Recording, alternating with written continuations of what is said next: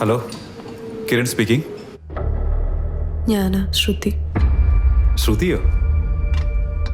What a surprise. എന്നെ മറന്നു കാണുന്ന ഞാൻ വിചാരിച്ചേ. പിരിയുമ്പോ എന്നോട് അത്രയ്ക്ക് വെറുപ്പായിരുന്നല്ലോ. ഏതായാലും വിളിച്ചതിൽ സന്തോഷം. നീ എന്നെ എല്ലാ രീതിയിലും ചതിക്കായിരുന്നല്ലേ? അല്ല, ശ്രുതിയോടുള്ള ഇഷ്ടം കൂടിപ്പോയതുകൊണ്ടാണ് അങ്ങനെ സംഭവിച്ചേ. പക്ഷേ ശ്രുതി അതിനെ കണ്ടത് വേറെ രീതിയിലാ. ഇത് തന്നെയല്ലേ നീ മറ്റു പെമ്പിള്ളാരോടും പറഞ്ഞത്? എത്ര വേണമെങ്കിലും പരീക്ഷിച്ചോ, കേൾക്കാൻ ഞാൻ ബാധ്യസ്ഥനാ. ഇപ്പൊ നിനക്ക് 50 ലക്ഷം വേണമല്ലേ? 50 ലക്ഷം? എനിക്ക് മനസ്സിലായില്ല. അഭിനയം വേണ്ട, നിന്റെ വീട്ടിൽ വെച്ച് നടന്നൊക്കെ നീ അറിയാതാണ് റെക്കോർഡ് ചെയ്തിരിക്കുന്നത്. കാര്യമായിട്ട് പറയാ, നീ പറയുന്നൊന്നും എനിക്ക് മനസ്സിലാവുന്നില്ല. അന്ന് നടന്നൊക്കെ ഒരു ഷൺമുഖന്റെ കയ്യിൽ എങ്ങനെ എത്തിയേ? ഷൺമുഖനോ? അങ്ങനെ ഒരാളെ എനിക്കറിയില്ലല്ലോ. നീ എന്താ സംഭവിച്ചെന്ന് പറ. അവന്റെ കയ്യിൽ എന്റെ ഫോട്ടോസും വീഡിയോസും ഉണ്ട്. 50 ലക്ഷം കൊടുത്തില്ലെങ്കിൽ അവൻ എന്റെ ഭർത്താവിനെ അറിയിക്കും, നെറ്റിലൂടും. സത്യമായിട്ട് എനിക്കൊന്നും അറിയില്ല. അവൻ എങ്ങനെയോ റെക്കോർഡ് ചെയ്താ? എനിക്ക് തല ചുറ്റുന്നു. പാനിക് ആവല്ലേ? എന്താ വേണ്ടത് നമുക്ക് ആലോചിച്ച് ചെയ്യാം. പോലീസിനെ അറിയിച്ചാലോ? അത് വേണ്ട, പോലീസിനെ അറിയിക്കരുതെന്നാ പറഞ്ഞിരിക്കുന്നത്. എങ്കിൽ ഭർത്താവിനോടെല്ലാം തുറന്നു പറഞ്ഞാലോ? പണ്ട് ഞാൻ എല്ലാം പറയാൻ ഒരുങ്ങിയത്, പക്ഷേ അദ്ദേഹം സമ്മതിച്ചില്ല. എല്ലാം മറന്നിട്ട് ഞങ്ങൾ പുതിയൊരു ജീവിതം തുടങ്ങിയത്. ഇനിയൊന്നും പറയാൻ പറ്റില്ല, ഒരുപാട് വൈകിപ്പോയി. ശരിയാ, എത്ര സ്നേഹമുള്ള ഭർത്താവാണെങ്കിലും ഇങ്ങനെ ഒരു വീഡിയോ കണ്ടാ ഭാര്യയോടുള്ള സ്നേഹത്തിന് മാറ്റം വരും. ഒരു കാരണവശാലും നിന്റെ കുടുംബജീവിതം തകരാൻ പാടില്ല. അതിനുവേണ്ടി എന്ത് സഹായം ചെയ്യാൻ ഞാൻ തയ്യാറാ. ഒരിക്കൽ നിന്നോടൊരു തെറ്റ് ചെയ്തു, അതിന് പ്രായച്ചിത്തം ചെയ്യാനെങ്കിലും എന്നെ അനുവദിക്കേ. എന്താ ചെയ്യേണ്ടതെന്ന് എനിക്കറിയില്ല. ഇത്തരം സിറ്റുവേഷനിൽ പ്രാക്ടിക്കലായി വേണം നമ്മൾ ചിന്തിക്കാൻ. അവൻ പറഞ്ഞ പോലെ രൂപ കൊടുത്ത് നമുക്ക് സെറ്റിൽ ചെയ്താലോ? എൻ്റെ കയ്യിൽ 50 ലക്ഷം ഒന്നുമില്ല, എല്ലാം പപ്പയുടെ കയ്യിലല്ലേ. നിന്റെ കയ്യിൽ ഇപ്പം എത്രയുണ്ട്? 5 ലക്ഷം, അതും എൻ്റെ കയ്യിലില്ല, ബാങ്കില. നീ ഒരു കാര്യം ചെയ്യ്, ബാങ്കിൽ ചെന്ന 5 ലക്ഷം എടുക്ക്. എന്നിട്ട് ബാക്കി കാശ് കൊടുക്കാൻ നമുക്കൊരു അവധി ചോദിക്കാം. അവനോട് ഞാൻ സംസാരിക്കാം. നീ ആ നമ്പർ തന്നേക്ക്. വേണ്ട, ആരോടും പറയരുതെന്നാ പറഞ്ഞിരിക്കുന്നത്. അതൊക്കെ എനിക്ക് വിട്ടേര്. ഇത്തരം ആളുകളെ ഡീൽ ചെയ്യാൻ എനിക്കറിയാം. നീ രൂപ എടുത്ത് എന്നെ ഏൽപ്പിച്ചാൽ മതി, ബാക്കി ഞാൻ നോക്കിക്കോളാം.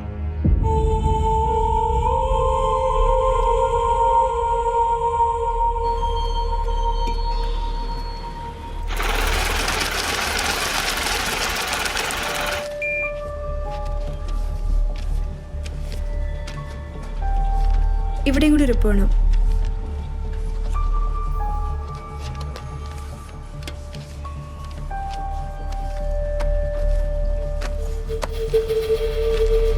Thank you. വെൽക്കം.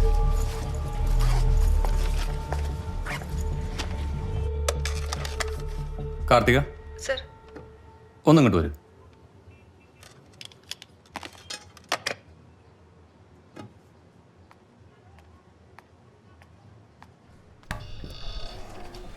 ആ, ഇരിക്കി. കാർത്തിക, ആ പോയതല്ലേ ജോൺ സാമുവലിൻ്റെ മോള്? അതെ സർ. കാർത്തിക ബാങ്കിങ് ഇതുവരെ പഠിച്ചില്ലേ? ആ കുട്ടി ഫിക്സഡ് ഡെപ്പോസിറ്റ് മുഴുവൻ പിൻവലിച്ചു. എന്തിനാന്ന് ചോദിച്ചില്ലേ?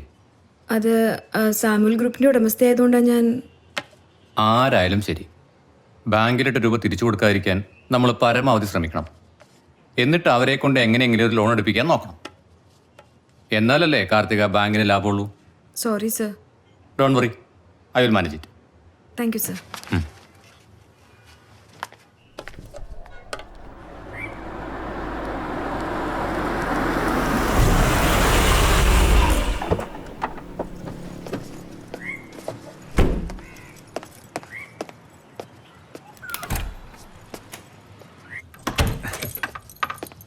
I'm home. ശ്രുതി, കളിക്കാൻ പോണ്ടേ? ആ, ഇവിടെ ഉണ്ടോ? എന്തു പറ്റി? ചെറിയൊരു തലവേദന. ആഹാ, നോക്കട്ടെ. ഞാൻ കുറച്ചു നേരം കിടക്കട്ടെ, ഡോക്ടർ തന്നെ പോയിട്ടോ.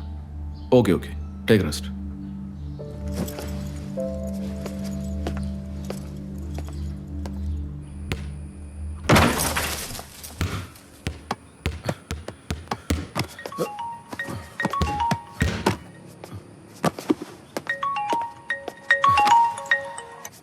ഹലോ.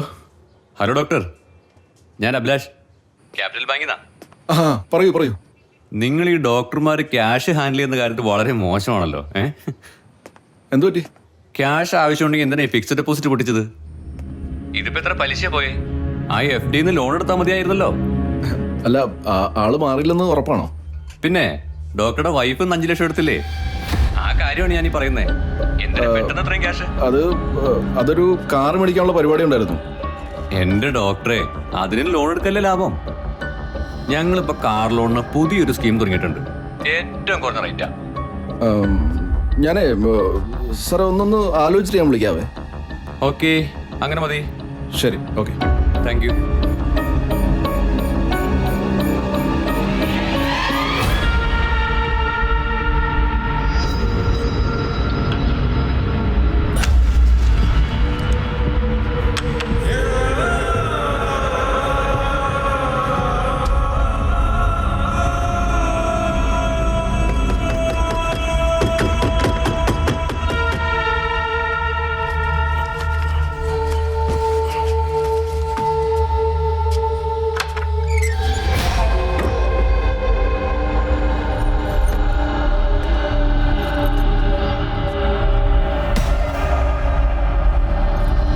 നിങ്ങളാണെങ്കിൽ ഫോൺ ചെയ്തത്?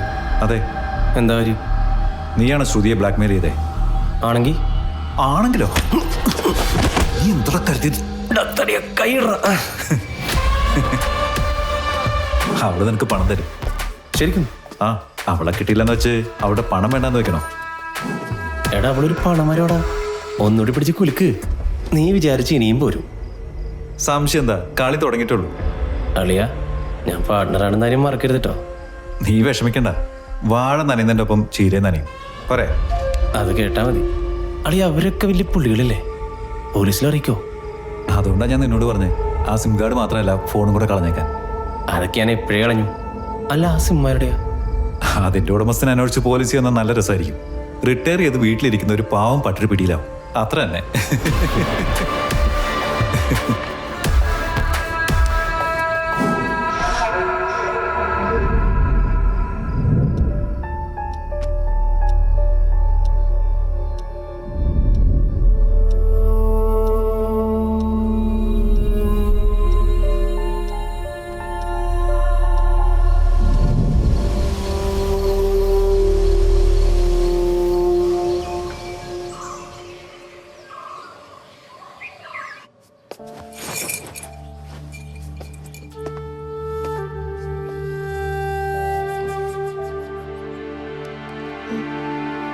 തലവേന മാറിയില്ലേ?